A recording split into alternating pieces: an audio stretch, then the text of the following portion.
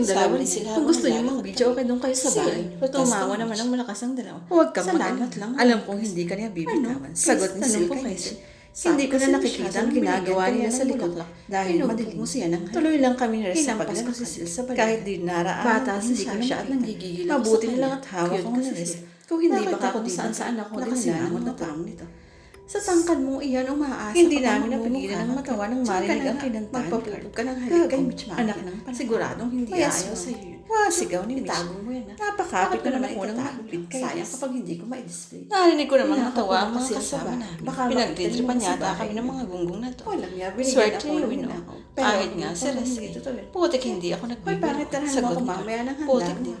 Tuhugin na yan. Ganting Gawin na sige. yang inasal. Umalis Sabawan na na ako yan. sa harap ni Sil at Napahinto ako naglakad sa ako. paglalakad at Biglang hinarap ang mga ibinigay. nasa likod ko. Teka nga, ano ba yung pinagsasabi niyo ha? Tanong ko at bumitaw kay Res. Walang sagot ni Jim.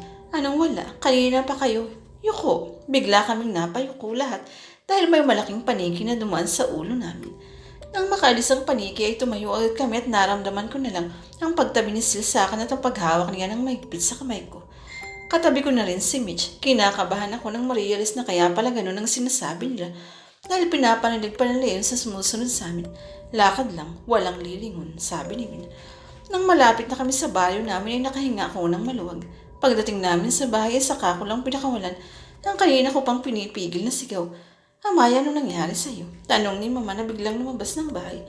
Naupo na si Sil sa restout at si Jim na may nag-umpisa ng humataw sa sayaw. May tugtog kasi. Wala, Ma. Oh my God, tita. Ano mo bang kanina ay... Mabilis kong tinakpan ang bibig ni Mitch. Nagpalipat-lipat naman ang tingin sa amin ni Mama. Wala, Ma. Panalo si Sil sa laro. Tumangaw na rin si Mitch bilang pagsang-ayon. Mabuti makumuha kayo ng pagkain dito sa loob at magsikain na kayo. Yes, tita.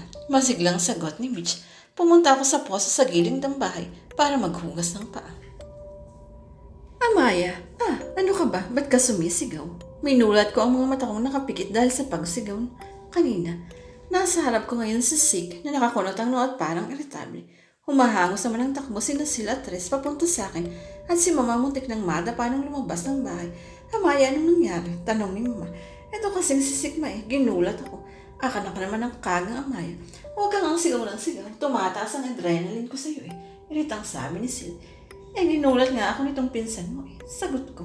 Kasalanan ko ba kung nagulat ako? Hindi ko naman sinabing tumakbo sila papunta rito sa akin Hindi ko sinasadya. Sabi ni Sig. Isa akong mangayang si Amaya, tita. Makapagsalita ka rin, Sil. Ano ba ang gagawin mo, Amaya? Tanong ni Mama. Maghuhugas lang naman ako ng paa Napakamot na lang ng ulo si Res at Sil at tumalikod na pabalik sa rest house. Hinarap ko si Sig at hinampas sa balikat. Saan ka pupunta? Tanong ko sa kanya. Dito, makikikain. Seriously, pumunta ka lang dito para makakain. Puntahan mo si Mama, sabihin mo pakainin ka. Maghugas ka muna ng paa mo, samahan mo akong kumain. Nahihiya ako. Talagang mahihiya ka pa. Yayain mo si Jay ang loob. Ang laki mong tao, mahihiya ka pa pala. Bilis na, ang dami mo pang sinasabi. Pagkatapos kong maghugas ng paa, sinamahan ko na si Sig na pumasok sa loob ng bahay. Nang hingi ng pagkain ng loko. Sa bagay tuwing birthday ko lang naman. Kumain ka lang, Sika. Don't be shy. Feel at home, sabi ni Mama. Opo ka yan. Ang sabi mo, Mama. Kain ka lang ng kain. Pakiramdam mo bahay mo to. Tumigil naman si Sil sa panguya at masamang tumitig sa akin. Hehe. Sabi ko at nag-peace na sa kanya. Dahan-dahan akong lumabas ng bahay at iniwan na lang doon si Sig na kumakain. Hayaan na nga siya rin mukhang gutom Nagpunta ako kay Sil na tawa ng tawa kay Jim na humahataw ng sayo kasama ang mga bata. Parang engot lang tong si Jim. Hindi naman nakainom pero kung sumayo parang lasing. Amaya, partner tayo, dali. Siya'y tigilan mo ako, Jim. Si Mitch ang yayain mo. Sagot ko. Ayoko nga makisayaw sa baliw na yan, Jim. Sagot ni Mitch na pinaikot pa ang mga bata. Kuya Jam Lauso nga. Sabi ni Res tapos nakangising nakatingin sa akin. Sige ba? Sagot ni Kuya Jam. Amaya, umuwi ka na nga. Matulog ka na. Ha. Tawa ni Jess. Kuya, masyado lang halata na ayaw mong makitang magsayaw si Nurse at Amaya. Sapak, Justin, gusto mo? Kunwari pa kasi. Sabihin mo na. Ano ba yun? Tanong ko kay Jess. Si Kuya may gusto sa'yo. Napatas ang dalawang kilay ko sa sinabi ni Justin. Si Sil may gusto sa akin. Pero bakit parang may kumiliti sa puso ko? Kaibigan ko lang si Amaya. Outs talaga. Tanong ni Res. Inakmaan naman ni Sil ng suntok si Res. Oo nga naman. Magkaibigan lang naman kami talaga ni Sil. Yung kiliting naramdaman ko kanina, agad ding napalitan ng lungkot. Na-disappoint yata ako. Pero hindi naman ako nag-assume kahit kailan eh. Talagang magkaibigan lang kami ni Sil at malapit lang talaga kami sa isa't isa. Mas mabuti pa nga rin yung magkaibigan lang kami. Sige, mauna na ako sa inyo ha. Pinapatulog na ako ng sirene. Di matulog, sabi ko. Nagtampo tuloy si Amaya, my love, sabi ni Riz. Hindi ko na pinansin ang sinabi ni Riz. Ihatid niyo mamaya si Mitch sa bahay nila ah. Uy, Win, ihatid mo. Bilin ko. Tumango naman si Win at kumindat sa akin. Si Mitch na papanguso. Happy birthday uli, Amaya. Ani Mitch at yumakap sa akin. Thank you. Amaya, walang gusto si Sil sa'yo. Alam ko, Riz, paulit-ulit binglang. Ako may gusto sa'yo pwedeng manligaw. Umira pa ako kay Riz. Bahala ka. Sagot ko na.